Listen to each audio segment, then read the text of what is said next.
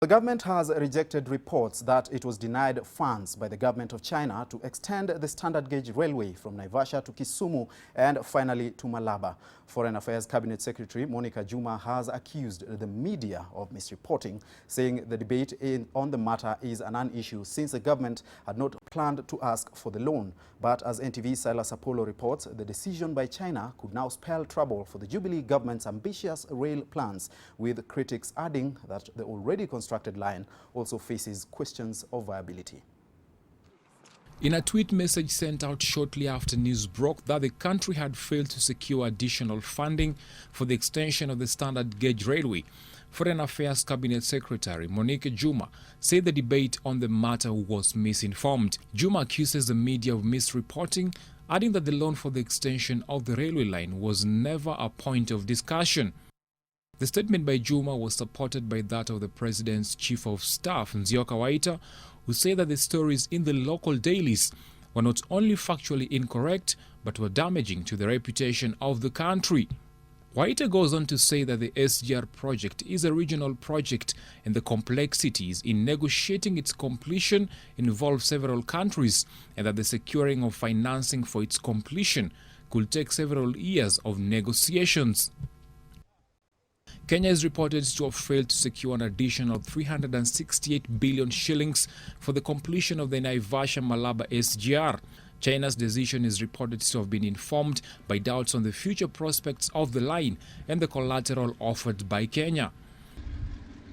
As a result, Kenya was offered some 40 billion shillings for the upgrade of the current railway line to a meter gauge railway. Critics have, however, pointed out that this change of plan may affect the movement of goods through the SGR line, whose capacity is said to be higher than the proposed meter gauge railway. The effect of this could be an additional cost to businesses and users of the SGR, a move some say could discourage the use of the SGR. It has also revived debates by critics of the SGR, who had proposed an upgrade of the current railway line at more affordable rates as compared to building a new railway line altogether.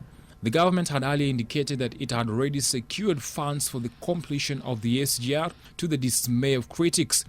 The National Treasury has, in its budget policy statement for 2019, suggested that the negotiations for financing had been done, but the rejections by Beijing puts to question this claim.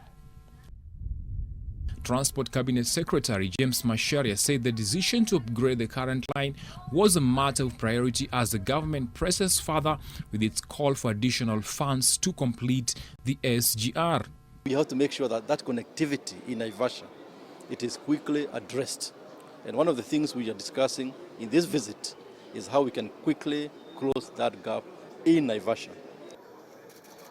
But President Uhuru Kenyatta says the country still remains optimistic.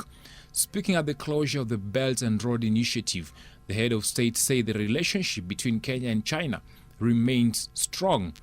We are a great gateway to the African segment of the goals of the Road and Belt Initiative that stretches from Port of Mombasa to Kisumu on Lake Victoria and the East African hinterland to the ports of Kinshasa. Silas Apollo, NTV.